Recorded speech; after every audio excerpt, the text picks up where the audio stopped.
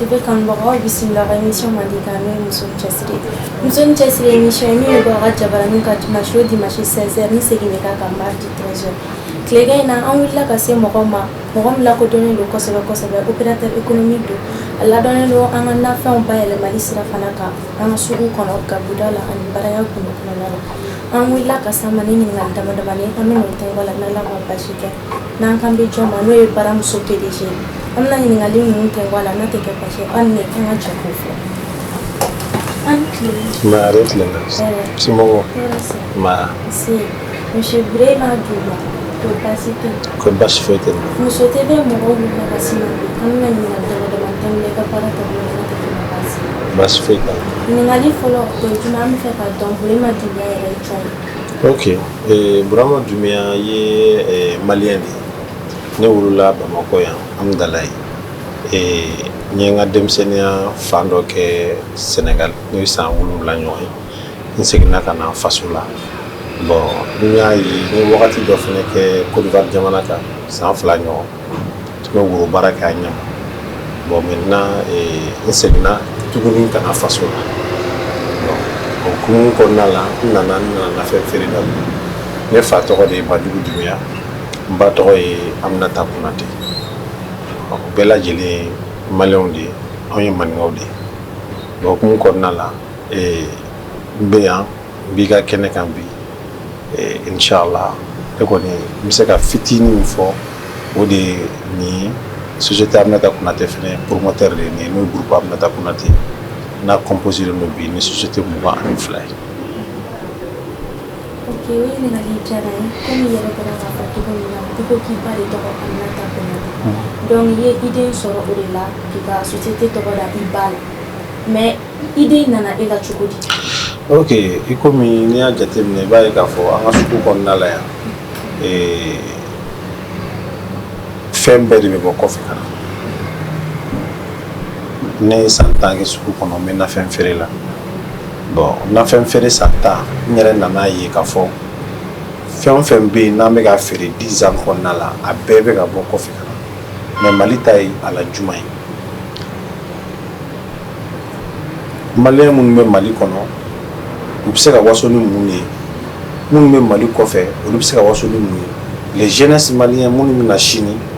olu bɛna mun de ye k'a fɔ nin fɛnɛ tun bɛ dilan an ka jamana kɔnɔ o tun t'an bolo an ka niveau la c'est pour cela n yɛrɛ y'a décidé sisan ko n bɛ fɛ ka najini dilan ka bila sugu la o hukumu kɔnɔna la o najini dilan kɔnɔna la n nana ci fɔ n ka musokɔrɔba ye ne ka musokɔrɔba de ye baramuso tɔgɔ diyan n fɛnɛ sɔrɔla sisan ka société tɔgɔ da Aminata Konate n'o y'ale yɛrɛ ye a nana o cogoya de la. Ok, faamuyali sɔrɔla o sira kan mais i ka baara daminɛ bɛɛ b'a dɔn mɔgɔ tɛ baara daminɛ ka laban ka sɔrɔ i ma degun sɔrɔ a la i n'a fɔ i ma nafa sɔrɔ a la e ka baara daminɛ ni sisan cɛ e ye degun jumɛn de sɔrɔ a la? Bon, baara daminɛ ni sisan cɛ an ye degun caman sɔrɔ a la tel que degun yɛrɛ fɔlɔfɔlɔ i bɛ mɔgɔ minnu yɛrɛ wele a ye na an ka baara kɛ. Baarakɛla ka degun fɔlɔ bɛ kɛ o de ye sinon produit dilanni tɛ produit feereli tɛ mais i bɛ minnu yɛrɛ wele a ye na an ka baara kɛ n'i ma u ma hakilina ɲuman sɔrɔ k'a dɔn k'a fɔ nin baara nin de kan k'u nafa don caman san caman wagati caman u ka vie yɛrɛ la mais n'u y'a ye k'a fɔ u nana u kan k'u profiter baara la k'a fɔ k'u bɛ fɛn dɔ kɛ bon i bɛna ye gɛlɛya caman bɛna don o la bon o gɛlɛyaw o ye gɛlɛya dɔ ye n'o ye baara ɲɔgɔn gɛlɛya ye gɛlɛya filanan ye jumɛn ye o ye toujours kɔrɔlen lawale la maliyɛn tɛ a yɛrɛ ka fɛn fɛ fɛn minnu bɛ dilan Mali la an y'a ye k'a fɔ kɔrɔlen hali ni fini 2 kala chemise 2 kala ka sɛbɛn dɔ kan ko nin kalala Abidjan ka sɛbɛn dɔ kan ko nin kalala Mali la ni maliyɛn nana sanni na min kalala Abidjan maliyɛn b'o de ta o de k'a bɛɛ kalala Mali la bon o de tun bɛ an kunna bon o la ka mɔgɔw sensibiliser ka se ka mɔgɔw hakili yɛlɛma ko caman bɛ yen ka se ka don mɔgɔw kunkolo la diyagoya bon o ye gɛlɛya ye baara kɔnɔna la an bɛ gɛlɛya mun sɔrɔ parce que baramuso bɛ na yanni anw ka na sugu kɔnɔna na ka na produit dilanni daminɛ nafɛnw bayɛlɛma i wagati i tun bɛ taa bitigiw la i bɛ taa suraka bitigiw la i bɛ taa kɔrɔbɔrɔ bitigiw la n'i y'u ɲininka ko est-ce que ko foronto b'i bolo ou bien tigadɛgɛ b'i bolo ou bien sumala b'i bolo ou bien nin b'i bolo kɔrɔbɔrɔ b'i gɛn ko taa sugu la ko ale t'o fɛ mais bi bi in na an y'an jija cogo bɛɛ la k'a intégrer fan bɛɛ parce que développement ye min ye fɛn ka sɔrɔ an mago b'a la wagati o wagati hali sufɛ ni wulila i mago bɛ fɛn mun na i ka se k'a sɔrɔ fɛn kana kɛ dɔrɔn k'a fɔ ni nin wagati min tɛmɛna dɔrɔn a tɛ sɔrɔ bon o de gɛlɛya bɛ Afrique kan kosɛbɛ kosɛbɛ kosɛbɛ bon o gɛlɛyaw k'o pousser k'o bɔ yen k'a yira maliyɛnw na k'a fɔ nafɛn bɛ se ka feere alimentation na nafɛn bɛ se ka feere kɔrɔbɔrɔ bitigi na nafɛn bɛ se ka feere tabali kan nafɛn bɛ se ka feere partout et puis mago b'a la wagati o wagati ne kɔrɔkɛ ko ma n bɛ fɛ ka lafiri de ka di n ye to de ka di n ye fɛn min ka di i ka se ka wuli dɔrɔn ka taa bitigi na ka saɲɔ mugu san ka kaba mugu san ka nafɛnw san ka to tobi yɔrɔnin bɛɛ dunan nana so kɔnɔ kɔngɔ b'a la i ka se ka fɛnw sɔrɔ immédiat hali n'a sɔrɔ sugu dayɛlɛnnen tɛ bon o baara ni o intégration k'o don jeunes kunna k'o don population kunna bon maintenant o ye baara gɛlɛya dɔ ye mais Dieu merci Ala y'an dɛmɛ san 12 de ɲinan ye an bɛ a baara la fo bi bi in na faamuyali caman kɛra sisan vraiment Dieu merci maliyɛnw y'a faamu sisan k'a dɔn Mali fɛnw ni sanni ka kan sisan mɔgɔw bɛ k'a faamuya dɔɔni dɔɔni mais a ma kɛ à 100% ye toujours an bɛ ka lutte kɛ an bɛ ka kɛlɛ kɛ Made in Mali bɛ se ka consommer cogo di maliyɛnw yɛrɛ fɛ parce que bamananw b'a fɔ so dɔn yiri dɔn n'an y'an yɛrɛ dɔn o de ka fisa ni nin bɛɛ ye o la anw yɛrɛ k'an yɛrɛ ka fɛnw san an ka yɛrɛ kɛ da an yɛrɛ la ka se k'a ɲɛsin entrepreneuriat ma o fɛn fila o de ye an ka lutte ye jusqu'à présent jeunes ka se ka da u yɛrɛ la k'u ɲɛsin entrepreneuriat ma entrepreneur minnu jeunes fana bɛ ka fɛn minnu dilan o fɛn ninnu fana population an faw n'an baw ni an tɛnɛmusow n'an population bɛɛ lajɛlen fana kɛ jeunes bɛ ka fɛn minnu dilan u k'o san bon o de ye fila ye an ka lutte ye bon n'i y'a jateminɛ o ye gɛlɛyaba ye baara daminɛ na ka taa se an filɛ yɔrɔ min na komi bi an y'o o de gɛlɛyaw sɔrɔ ka fara ani minnu bɛ baara kɛ ɲɔgɔn fɛ n'o ye an baara ɲɔgɔn ye sinon n'a bɔr'o la a ka ca la gɛlɛya caman bɛ yen an bɛ solution sɔrɔ o la et puis hali ni yɛrɛ fana an ye solution dɔw sɔrɔ a la. Alhamdulilayi o ɲininkali jaabi diyara n ye mais i b'a dɔn aw ka baara base yɛrɛ aw bɛ fɛnkɛnɛw de bayɛlɛma k'u dilan k'u mugu bɔ mais aw ka fɛnw n'a y'u dilan k'u mugu bɔ aw b'u tester cogo di aw bɛ taa n'u ye labo de la wa labo de b'aw yɛrɛ bolo wa ou bien aw b'u tester cogo di ka sɔrɔ k'u bila sugu la.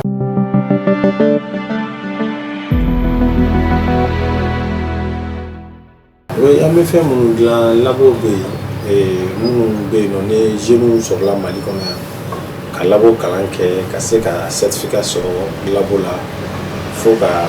u ka yɔrɔ installer yɔrɔ ba b'u bolo an bɛ taa an ka fɛnw analyse kɛ laboratoire national de santé yɛrɛ fana bɛ Mali la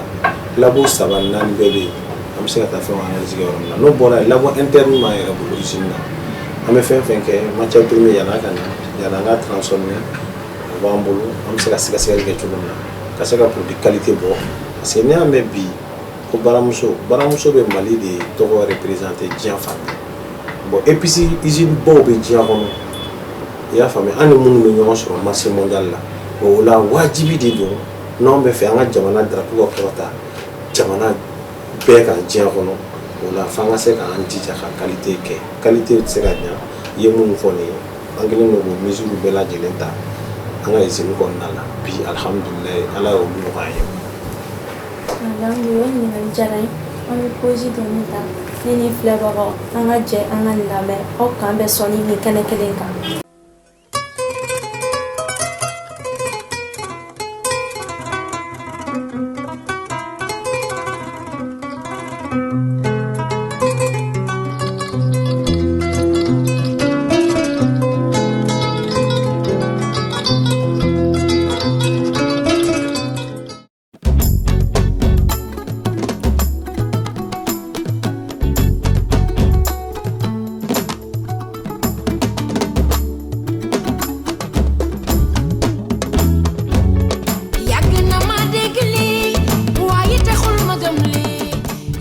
Salaamaaleykum man la Pape Diouf maa ngi seetaan Moussou TV Moussou TV là, c'est tous les dimanches avec DJ Papa Ndiaye Gawlo. Bonjour, bonsoir, chers téléspectateurs de Moussou TV.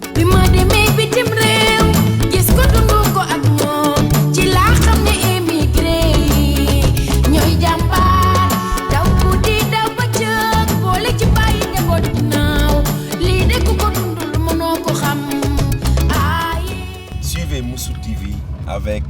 le grand DJ Papa Ndiaye Gawlo. Pape Diouf, Sibir Moussou TV.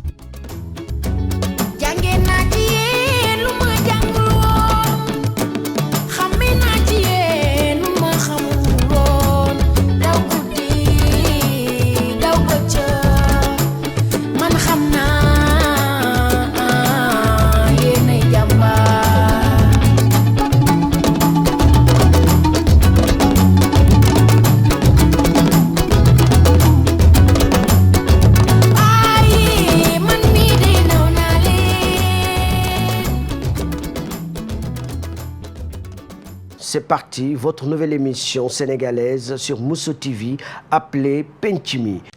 Vous avez un petit creux, mais vous n'avez pas assez de temps. Juste 5 à 10 minutes pour vous régaler. Suivez l'émission Les Délices de Mad chaque dimanche à 20h, jeudi à 18h, qui vous donnera toujours une recette succulente et rapide. Faites plaisir à votre ventre et en un clin d'œil. Ana ni damena ikunya fayin iko ko société mwan flare ba ulo aka pare kono est-ce que qui da du la donne fani kanu to ko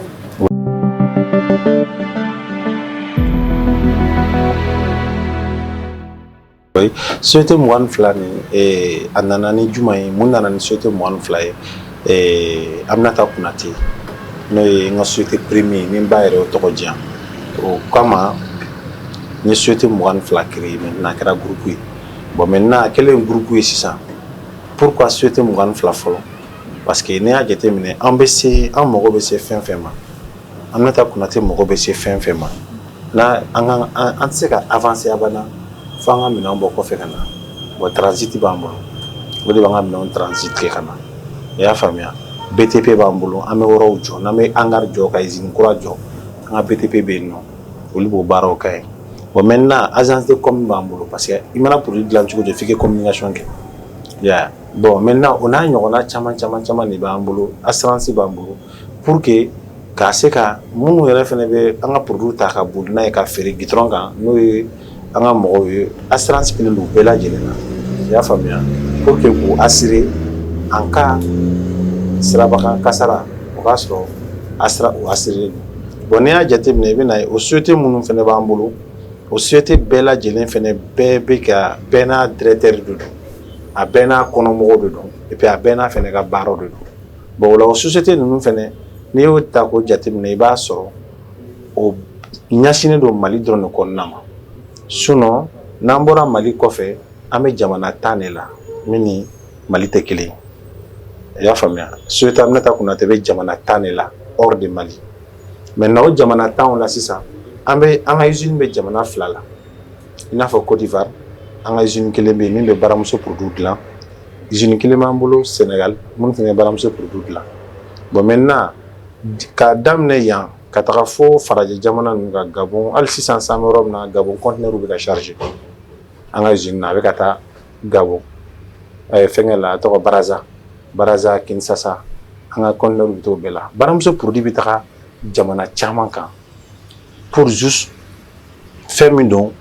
ni a jate mine follow la on est tombé minon boko fe kana mais on be fait dans 10 ans entre nous faut dans 10 ans minanga se ka ko charger ka bo malaya kata jamana wéré bon bibina alhamdulillah anga surtout be mal kono ya bi munu be ka production ke ka conteneur charger ka boyan kata nay jamana wéré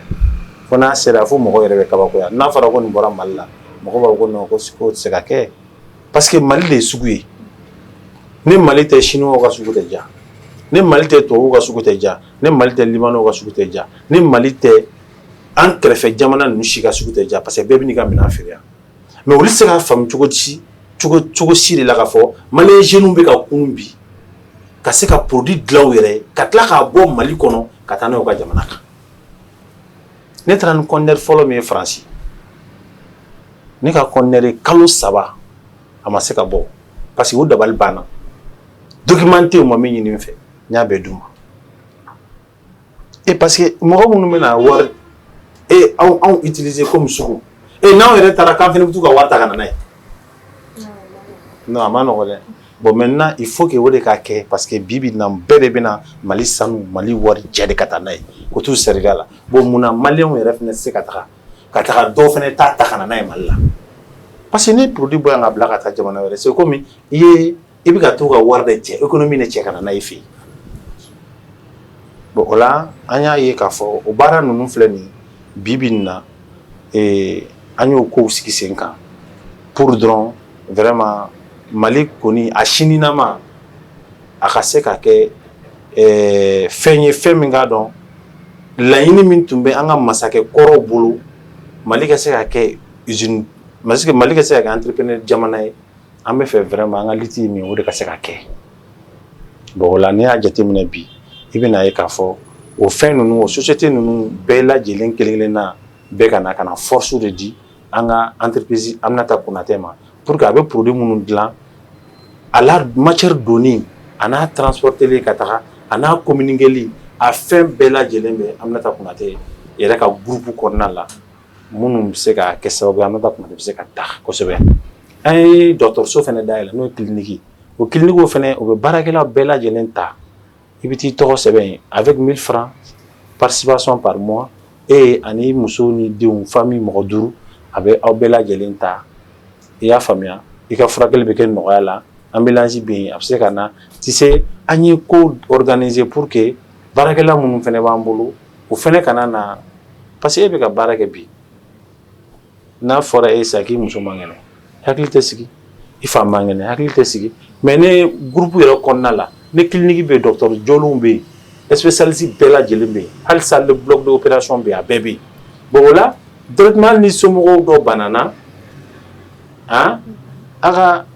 ambulance bɛ na a b'a ta dɔrɔn a bɛ taa n'a ye clinique la salle VIP bɛ yen a bɛ da a bɛ furakɛ o la i bɛ baara kɛ tranquille hakili sigilen bon o la nin bɛɛ de bɛ fɛn ye fɛn min bɛ kɛ sababu ye entreprise ninnu bɛ se ka marcher cogo min na u bɛ se ka labalo cogo min na hakili sigi ni nɔgɔya la. Monsieur Burema, i ko ɲininkali jaabi ka ɲɛ i kɛlen don ka lafiya caman se i ka baarakɛlaw ma mais i ka baarakɛlaw kɔnɔna na i n'a fɔ minnu bɛ baara la i bolo Mali kɔnɔ u inscrit lo INPS kan ou bien u tɛ INPS kan.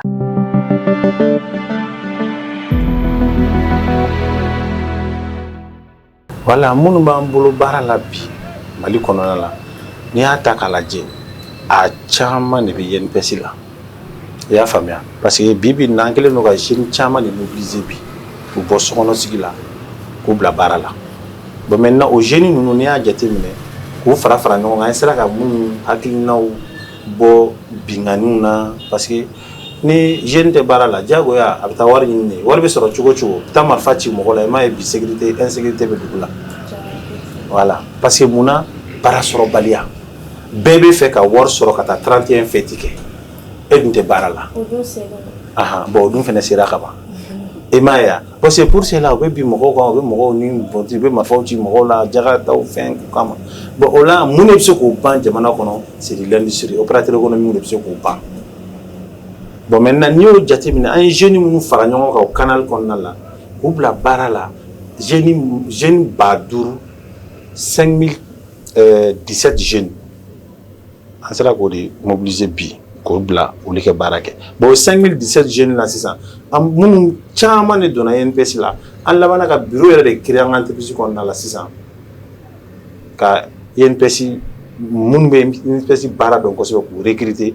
y'a faamuya ka na k'u sigi yen nɔ ka baara tɛ foyi ye ka baarakɛlaw don INPS la mɔgɔ 100 u ka AMO ko u ka allocation ko ka se k'olu baaraw sigi sen kan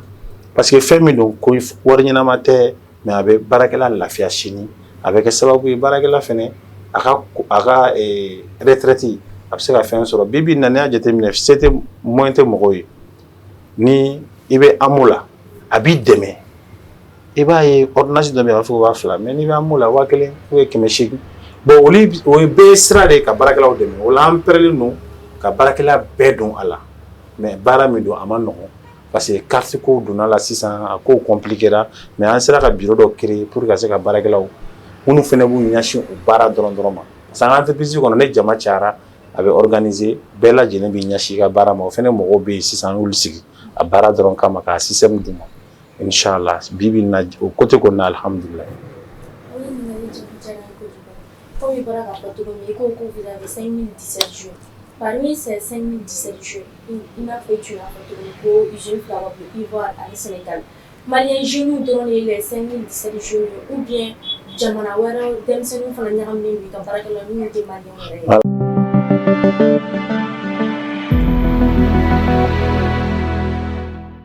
Bon, ni a jateminɛ i bɛna ye k'a fɔ Mali kɔnɔ yan Maliyɛnw n y'o o de jeunes nombre dɔ fɔ jeune filles ni a jeunes o de bɛ taa jɔ 5017 la mais n'i ye Sénégal ta k'a lajɛ Sénégal bɛ 200 moins 3 Maliyɛnw b'a la a bɛ t'i jɔ fo Maliyɛn 32 min bɛ Sénégal min bɛ baara la jeunes minnu bɔra yan ka taa parce que jeunes dɔw bɛ yen nɔ i b'a sɔrɔ n'u bɛ Bamakɔ yan ni kuma ko moto ta kɛ najini yala ka feere dɔw b'u bɛ mɔliya parce que o ni minnu bɛ gɛrɛn na ɲɔgɔn b'u ye et puis n'u b'o ni baara kɛ u bɛ mɔliya quoi voilà u bɛ yɛlɛ o la u saboter bon maintenant a dɔw bɛ yen n'i y'a proposé o ye ko min bila ka taa Mauritanie ou bien min bila ka taa yen fɛ a dɔw bɛ taa a dɔw bɛ sɔn ka taa et puis n'u taara fɛnɛ u bɛ baara kɛ yɛrɛ yɛrɛ de bon ni Côte d'Ivoire ta k'a lajɛ Côte d'Ivoire bi an ka mɔgɔ minnu bɛ Côte d'Ivoire o bɛ t'i jɔ fo mɔgɔ 510 ani 10 bon mɔgɔ 510 ni 10 na Maliyɛn mun b'a la o bɛ t'i jɔ mɔgɔ 120 na Maliyɛn minnu bɔra Mali la an ye minnu déplacé ka taa ka t'u bila u installé dɔw bɛ an ɲɛma parce que n'i ye Côte d'Ivoire ta k'a lajɛ an ka usine bɛ Ferke mais après Ferke i b'a sɔrɔ u ka région ninnu na Buaké ninnu ani Soubiré ani Daluwa ka taga région foyi tɛ yen ni banamuso ka agence tɛ yɔrɔ min na et puis Maliyɛnw fɛnɛ jeunes taara ka taa u b'o bureau gérer en même temps point de vente fɛnɛ bɛ yen u bɛ ka minnu fɛnɛ gérer bon o la 5017 o bɛ tali kɛ Bamakɔ Mali dɔrɔn de la sinon jamana 10 tɔ ninnu na an bɛ yen nɔ mais jeunes fɛnɛ jɛnsɛnnen bɛ ka jeunes bila la pour que dɔrɔn Maliyɛnya farafinya vraiment an ka se ka a valoriser parce que n'i y'a jateminɛ an bɛ ka baara min kɛ nin u b'a fɔ ko farafin tɛ se k'a kɛ caman b'a fɔ nin ye tubabuw ka baara de ye usine ko chinois de don a bɛ ɲɛ olu de bolo a bɛ ɲɛ Libanɛw de bolo mais pourquoi pas africain pourquoi pas même Maliyɛn yɛrɛ fɛnɛ bon o la an bɛ k'a yira mɔgɔw la Maliyɛn jeune n'an sɔnna an bɛ se ka fɛn bɛɛ kɛ parce que bamananw b'o de fɔ i y'a faamuya ko ni Maliyɛn sɔnna a kelen bɛ taga ni falisiw ye mais ko ni Maliyɛn y'i ban hali sɛdennin su ka s'a kɔrɔ bon o la an b'a ɲini jeunes la u ka sɔn n'u sɔnna jamana bɛ dingɛ min kɔnɔ a bɛ bɔ an dun b'a dɔn fɛnɛ jeune foyi se ka Mali bɔ nin dingɛ kɔnɔ ni Mali jeunes tɛ et puis a tɛ bɔ a yɛrɛ ma k'an sigilen to thème na gɛrɛn na ni manamanakan fɔ quoi il faut k'an ka wuli de an bɛ min kɛ kumaba fɔ la an k'o dɔ kɛ baara laban jamana foyi ma développer k'a fɔ o wulila ka bɔ sunɔgɔ la dɔrɔn building ni fɛnw bɛ yen bɛɛ kɛ na ko an ka tila ne kɛ nin ta non non non baara de kɛra k'u ka dugu jɔ n'an fɛnɛ baara kɛ an faso na a bɛ jɔ Ala ye fɛnba de di Mali ma hali ni port t'an bolo mais fɛn b'an bolo min b'a to an bɛ se ka port jamana mɔgɔw bolo officier Niger bɛ Mali la yan Sikaso bɛ Mali la yan fɛn wɛrɛw b'an bolo yan an n'an y'a labaara an k'an bolo di ɲɔgɔn ma jamana caman de bɛ yen an bɛ nin bɛɛ balo jamana caman de bɛ yen u ka minɛn bɛna bɔ yan nɔ de jamana caman de bɛ yen an b'a économie sama ka na Mali la o la n'o kɛra Mali jeunes bɛɛ lajɛlen bɛ baara sɔrɔ parce que baara chômage foyi t'a ban ni fɛn fila tɛ sɛnɛ ani bayɛlɛmali et puis o sɛnɛ ni bayɛlɛmali de ka teli ka jamana bɔ nɔgɔ la ka tɛmɛ fɛn bɛɛ kan parce que aw yɛrɛ bɛ fɛn min bɔ ka dugu jukɔrɔ aw bɛ tila k'a valoriser ka tila tuguni k'o kelenw tuguni k'o feere ka na ni wari ye mais n'an y'an ban nin ma an bɛna taa sa dama dingɛ kɔnɔ de fu n'an y'an ban nin ma an b'an da kɔgɔji kan k'an bɛ taa kɔfɛ kuluni bɛ taga bin n'an ye et puis an bɛ taga yen fɛnɛ olu yɛrɛ t'an bila foyi la ni sɛnɛ tɛ officier Niger filɛ an bolo yan 1 million de hectares fɛn bɛɛ bɛ ɲɛ hali pauvre min ye le deuxième consommable de épices du monde c'est le black pepper o min filɛ a bɛ ɲa yan mais jeunes sigilen bɛ ko baara tɛ yen jeunes sigilen bɛ ko diplôme bɛ n bolo ko ma baara sɔrɔ jeunes sigilen bɛ ko projet bɛ n bolo n bɛ ka banque kɔnɔ financement na jeunes sigilen bɛ ko b'u tonton n'u tantes kɔnɔ France ni Amérique confinement kelen bɛ ka bɛɛ minɛ an tɛ wiliba an ka dɔ kɛ jagokɛla opérateur économique n'i y'i jɔtɔ i jagokun na a dunniko de b'i kɔnɔ dɛ a ye n dɛmɛ ka n ka wara faga bamananw ko ten o b'a sɔrɔ wara kunkolo b'i yɛrɛ bolo voilà. Ne kuma fɔ cɛ bɛɛ sigilen don daga sunɔgɔ mɔgɔ si tɛ fɛ ka wuli ka dɔ kɛ ko fɔ dɔ k'a k'i ni dun bɛ taa ɲini ka na kɛ o bɛ ka dɔ de kɛ mun na i yɛrɛ tɛ wuli ka dɔ kɛ o diyara n ye kojugu i n'a fɔ i ka produit bɛ taa Faransi a bɛ taa États-Unis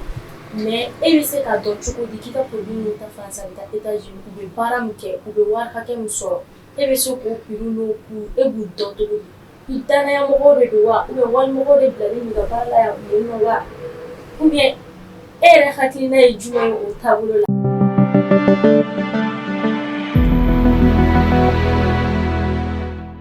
diyara n ye o ye juste organisation bɛ kɛ cogo di parce que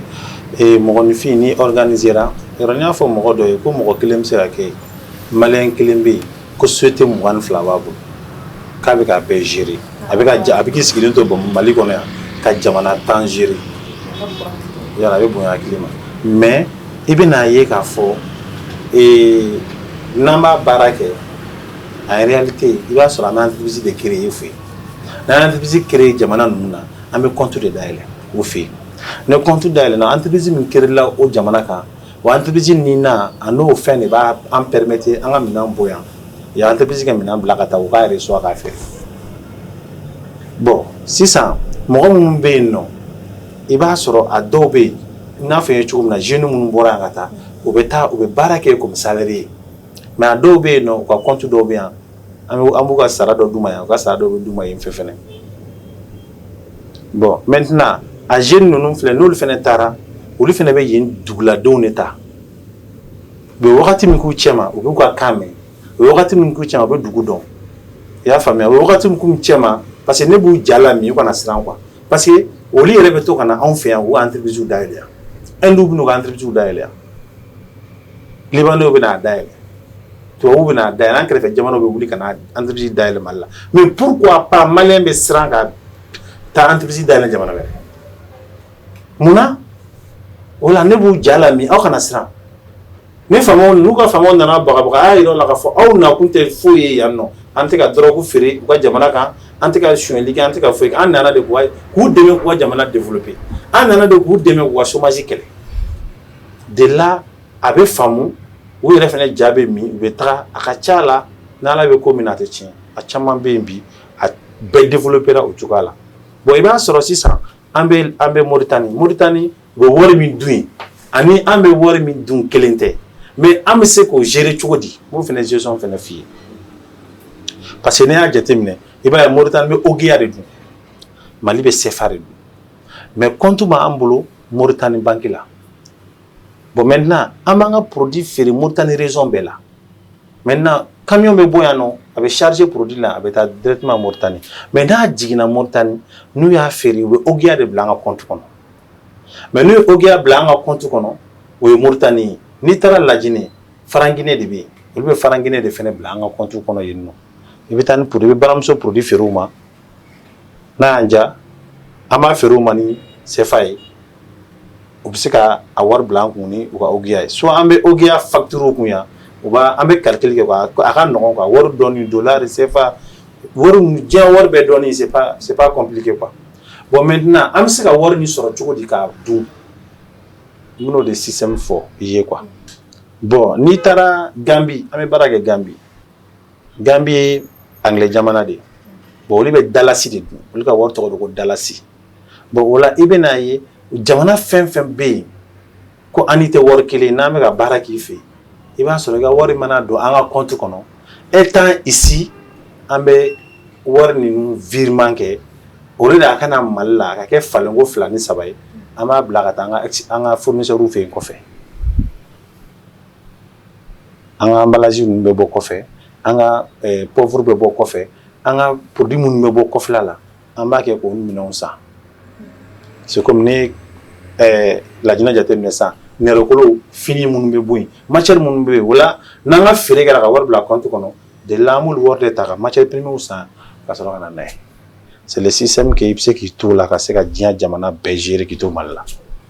I ka kuma kɔnɔ sisan i y'a fɔ ko ka emballage ka b'u dilan kɔfɛ mais ne ɲɛ b'a la ji bitɔn sigilen don a kɔrɔ a ji sanfɛ baramuso de b'a kan mais a bitɔn fana bɛ bɔ kɔfɛ a y'o lion sɔrɔ a y'o fournisseur sɔrɔ kɔfɛ cogo di.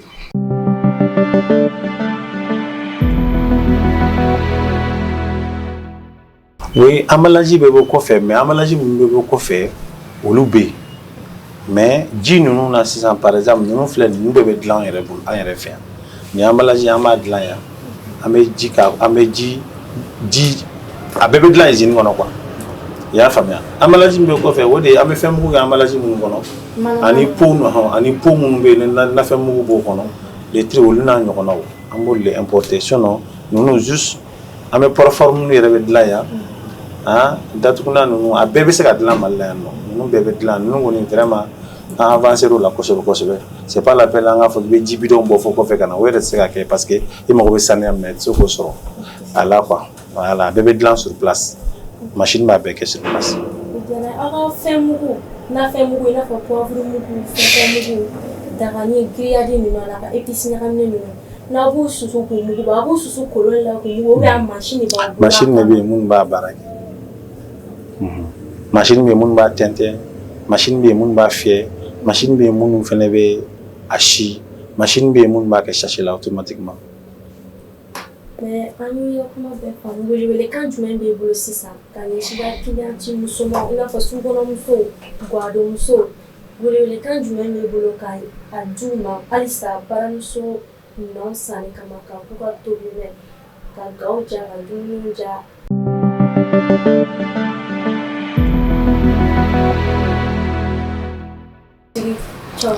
Ok, i ye min fɔ i ye musow fɔ n bɛ émission min fɛnɛ kan émission in bɛ tali kɛ musow la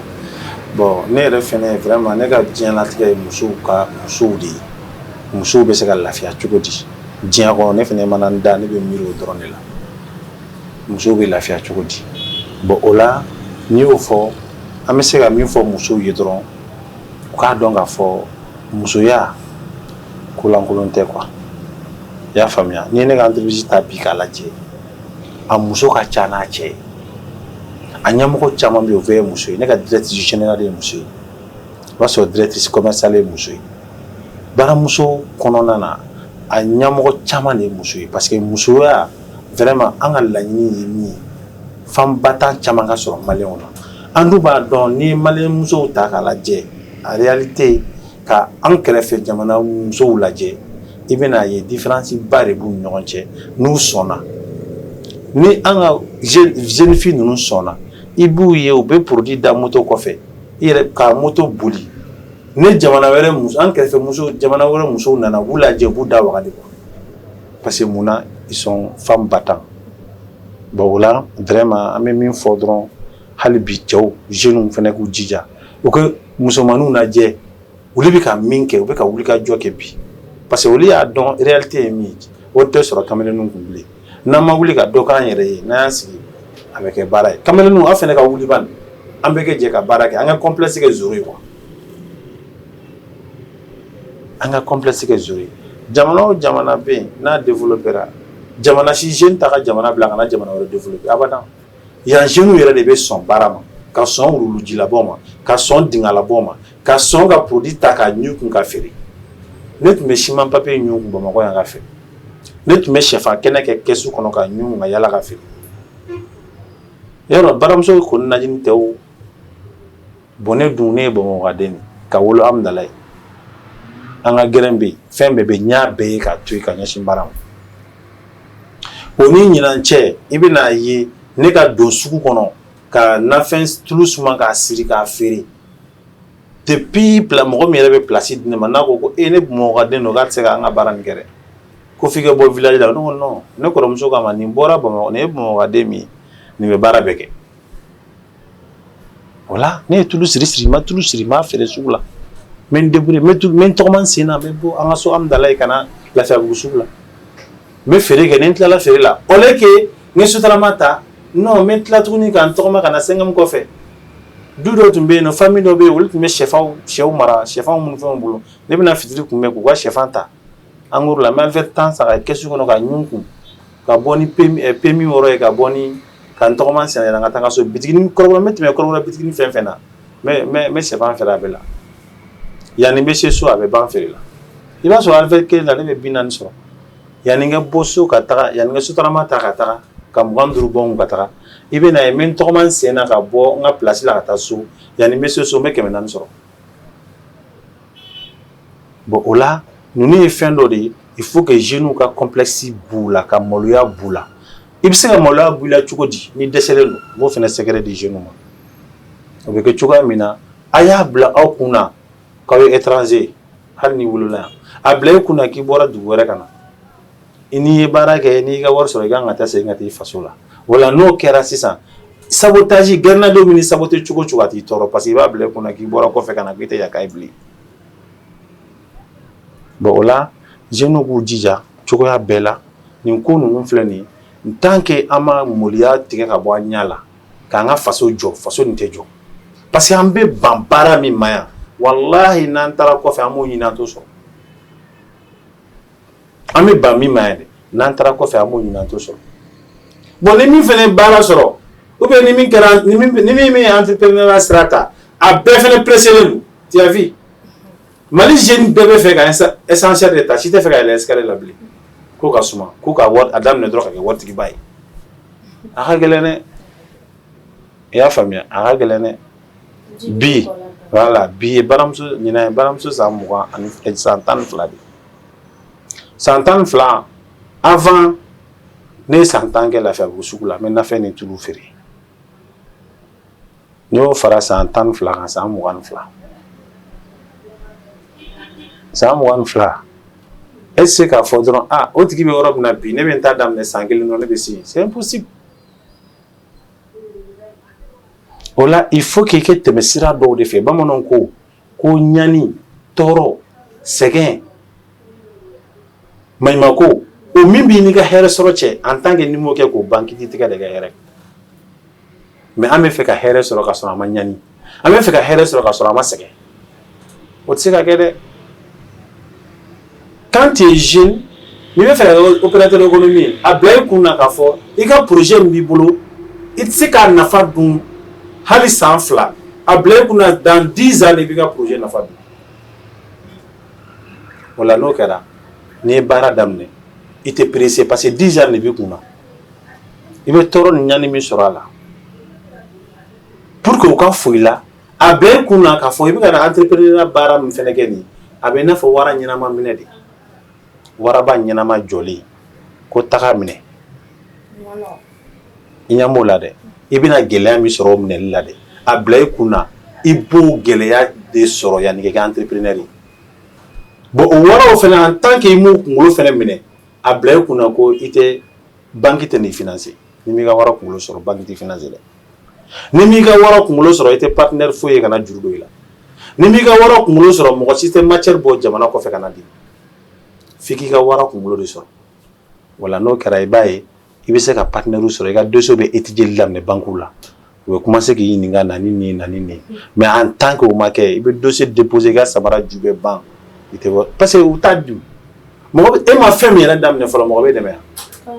wara kunkolo de ye base ye wara kunkolo de ye base ye bon min fɛnɛ b'a tɔ dafa ani min b'a tɔ baara tɔ bɛ taa ɲɛfɛ kosɛbɛ kosɛbɛ o ye jumɛn ye o ye confiance i b'o ɲini danaya i k'i tilen quoi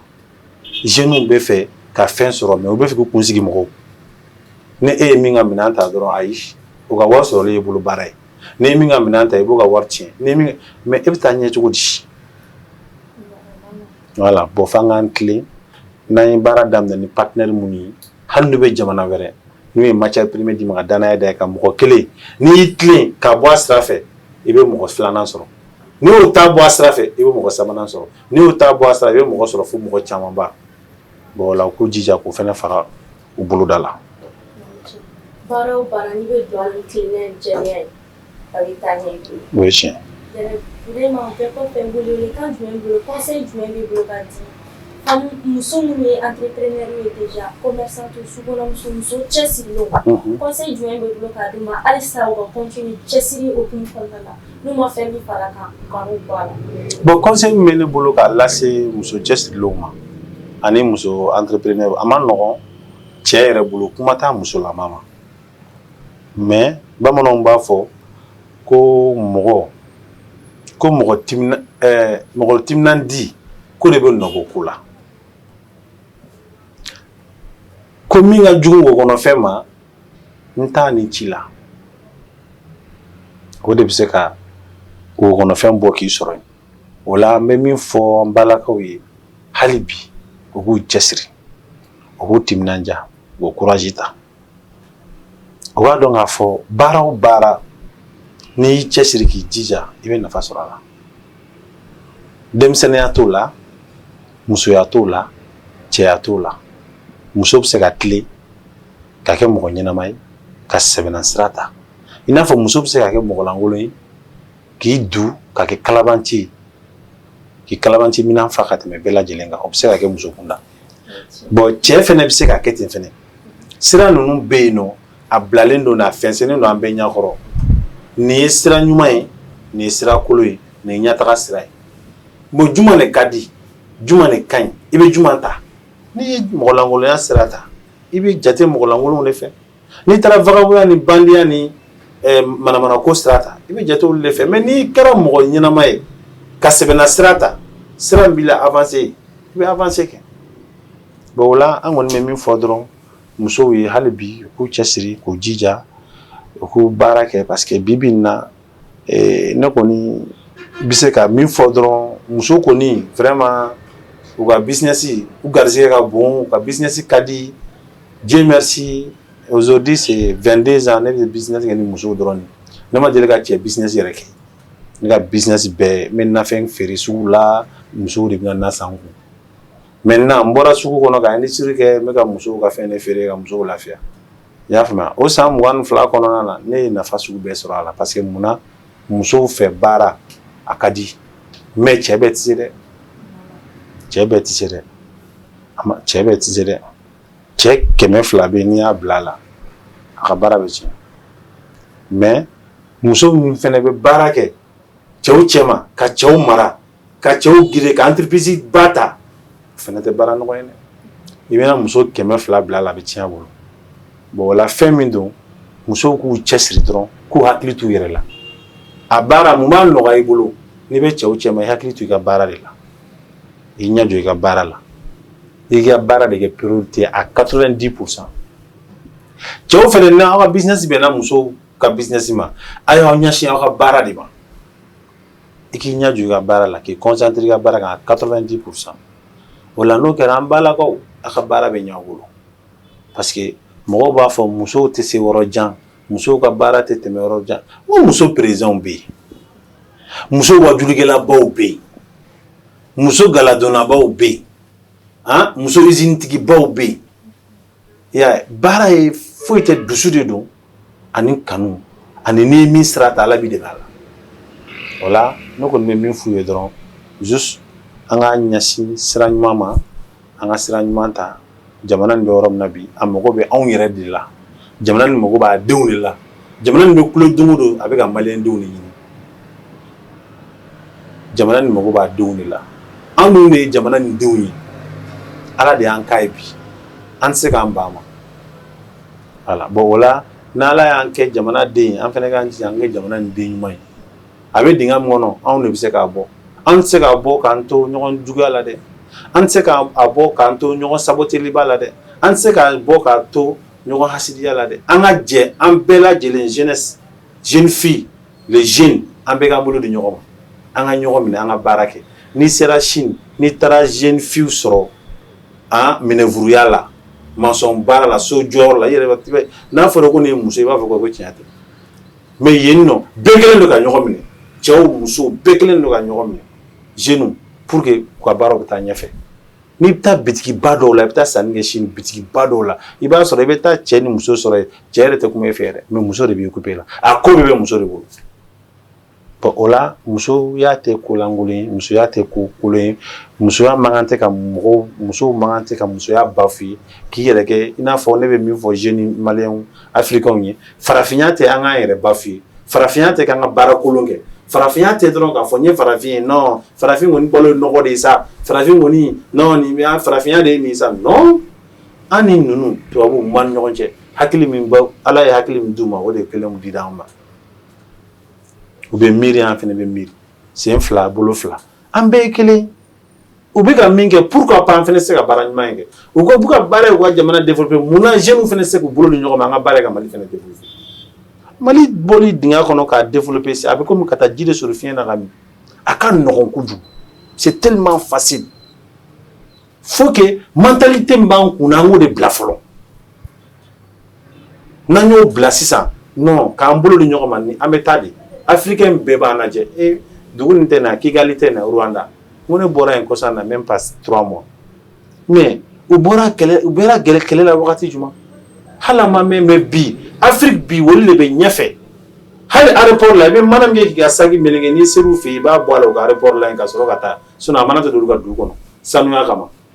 ka tila ka dugulamɔgɔw bɛɛ la motiver k'u bɛɛ hakili ko k'a jɛ u bɛɛ k'u bolo ɲɔgɔn ma kalo o kalo jamana kunturu chaque mois tile kelen bɛ ta jamana kunturu bɛɛ bɛ bɔ jamana bɛɛ bɛ bɔ pour ka jamana saniya yɔrɔ a tɛ tɛmɛ o kan voilà pourquoi pas maliyɛnw an fana se ka kɛ ten munna an tɛ ɲɔgɔn minɛ munna c'est simple voilà ne kɔni bɛ min fɔ dɔrɔn n'i y'a mɛn du jara muso ɲuman de bɛ du ja dɛ n'i y'a mɛn den ɲuman yɛrɛ bɛ sɔrɔ muso ɲuman de don dɛ voilà musoya tɛ ko lankolon ye an bɛ min ɲini vraiment hali bi ala ka barika don a ka télé la a ka émission nin fana ala ka barika don a la ko bɛɛ ye dɔɔni dɔɔni de ye i y'a faamuya ko bɛɛ ye dɔɔni dɔɔni de ye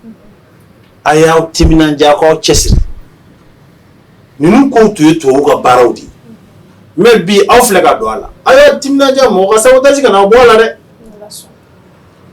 an ɲɛ bɛ Chine min na nin ye ne Chine bɛ diɲɛ jamana caman ɲɛ bi Chinois ka mobili fɔlɔ min dilanna u ka compagnie fɛ a inauguration don maaw tun bɛ kɛnɛ kan a ka ministre tun bɛ yen mais a don mobili taara kɔfɛ u ye ko bɛɛ kɛ mobili ma se ka taa ɲɛfɛ mais jɔn fɔlɔ ye u la encourager ka tɛgɛrɛ fɔ u ka président de wulila ka tɛgɛrɛ fɔ a fɔlɔ ka tɛgɛrɛ fɔ u ka jeunes encourager k'u ka société encourager k'u encourager kosɛbɛ k'u jija ko fɛn bɛ ka taa ni mobili ye kɔfɛ n'u y'u jija o fɛn kelen bɛ taa ni mobili nin ɲɛfɛ k'u ye dege ni dege de mɔgɔ si ma na dɔrɔn ka fɛn mɔgɔ ni fɛn ma wolo an nana de bɛɛ bɛ ka apprendre tubabuw n'a ma wolo farafinw n'a ma wolo libanɛw n'a ma wolo an bɛɛ nana an b'a apprendre c'est tout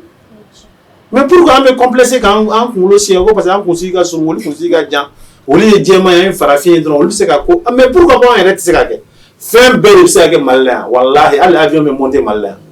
ni maliyɛnw sɔnna hali avion an b'a monter yan mais Mali tun bɛ Chine balo wagati dɔ la gɛlɛya bolo mais bi hali avion bɛ ka monter diɲɛ bɛɛ ka nafolo tɛ ka taa yen mun na parce que baara de kɛra bon la an ka baara kɛ quoi an bɛ min kɛ gɛrɛnasigi ni kumaba ni fɛnw jeunes a ye wuli a ka nin bɛɛ to yen Facebook kumaba ninnu to yen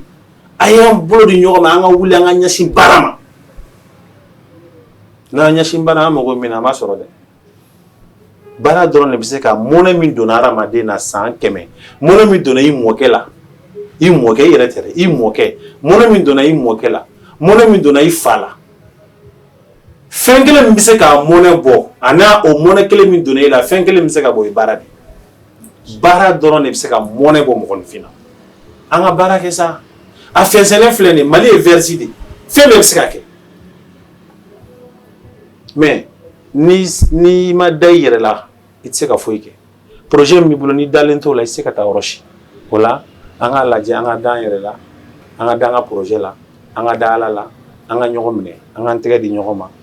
a ka ca la n'Ala sɔnna a bɛ ɲa an b'aw fo ka waleɲuman dɔn aw minnu wulila ka se ne ma vraiment an b'aw fo ka waleɲuman dɔn k'a ɲini Ala fɛ Ala k'a ka baara a ka teli vraiment Ala k'a taa ɲɛ hali bi Ala ka courage a y'aw timinanja a k'aw cɛsiri ne kɔni b'o de fɔ jeunes ye baara lankolon tɛ yen mɔgɔ lankolon de bɛ yen baara o baara ye diɲɛ kɔnɔ a ye mɔgɔ dɔ kɛ fɛn ye baara o baara a ye adamaden dɔ kɛ fɛn ye n'i ye min daminɛ i cɛsiri i mana sabute cogo cogo i kana bila n'Ala sɔnna i bɛ nɔ bɔ a la wala o de kɔni tun bɛ ne fɛ k'a lase aw ma hakɛto b'a kan salala Muhamɛdi. Ayiwa muso de bɛ filɛbagaw a yɛrɛ y'a ye baramuso PDG bɔra ka kuma min fɔ a ye baramuso nana an muso lafiyali kama tobiyɔrɔ la gadonnaw la baramuso yɛrɛ tɔgɔ ye min ye ko baara ni muso donc du coup aw ka courage ta aw k'aw cɛsiri ko baara de bɛ mɔgɔ mun nafa jeunes minnu sigilen don so kɔnɔ n'u tɛ fɛn na a ye wuli aw ka dɔ kɛ ko baara b'an ka faso kɔnɔ yan'aw ka da aw tɛ fɛn kɛ don o don dɔ ka na d'aw ma dɔ dun bɛ ka taa baara kɛ aw bɛɛ bɛ wuli ko ka taa kɔfɛ ko mɔgɔ kana taa kɔfɛ a bɛɛ ka to aw faso ba Maliba kɔnɔna na aw ka wuli aw ka ko dɔ ɲɛɲini ka ko dɔ kɛ ko dɔ cɛsiri kɔnɔna la ayiwa an b'a fɔ a ye k'aw k'an bɛn wagati wɛrɛ ni kɛnɛ kelen sanfɛ.